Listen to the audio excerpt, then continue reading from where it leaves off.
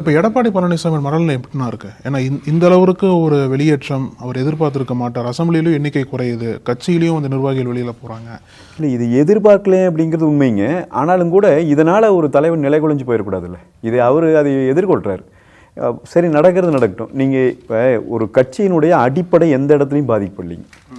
அதிமுகவின் அடிப்படை, அதனுடைய உயிர் நாடியாக இருக்கிற அந்த தொண்டர்கள் வந்து இன்னைக்கு எல்லாம் சிக்கலாயிருந்துச்சுன்னா அது கட்சி மேலே தங்களை காப்பாற்றிக் கொள்வதற்காக ஓடுகிற தலைவர்களே, அந்த எம்எல்ஏக்களே, அதை பற்றி நம்ம பெருசாக கவலைப்பட முடியாது. ஒரு கட்சி அதுக்காக கவலைப்பட்டுட்டு கட்சியினுடைய அடித்தளத்தை, கட்சியினுடைய அடிநாதமாக இருக்கிறத விட்டு கொடுத்துட முடியாது.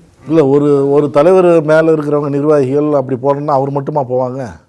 இல்லை, அவங்க கூட இருக்கிற ஒரு 10 பேரை கூட்டிகிட்டு போகலாமே ஒழியுங்க. ஒட்டுமொத்த இப்போ நீங்கள் ஒன்றும் வேண்டாம், விஜயபாஸ்கர் போயிருக்காரு, கட்சி ஆஃபீஸில் போய் நாங்கள் தானே இருக்கிறோம், அதிமுகக்காரங்க தான் இருக்கிறாங்க, கட்சி ஆஃபீஸ்க்குள்ளே போக முடியலையே விஜயபாஸ்கர். அவர் பனையூர் கேட்டுக்கு வேணால் தள்ளிட்டு ஓடலாமே ஒழிய எங்கள் கட்சி ஆஃபீஸ்க்குள்ளே போக முடியல. அப்போ கட்சிக்காரன் அங்கே உறுதியாக அவரை விட வலுவாக அங்கே இருப்பதால் தானே அவர் கட்சி ஆஃபீஸ்க்கு போக முடியல. இப்போ அங்கே வந்து பனையூருக்கு அன்னைக்கு போகும்போது இத்தனை பேர் வந்திருக்காங்கன்னு காட்டுறாரு. இன்னும் இதை விட பெரிய கூட்டம் ட்ரெய்லர்லேயே பின்னாடி பூரா சீட்டும் காலியாச்சுன்னு அதுவும் நீங்கள் தான் காட்டினீங்க ஊடகவியலாளர்கள்.